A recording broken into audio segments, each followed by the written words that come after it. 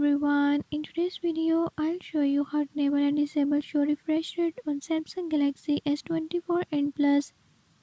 In this video I'm going to show you how you can do it. Before I start, if you are new to my channel, don't forget to subscribe and hit the bell icon. Watch complete video and learn how you can do it. Let's watch the video.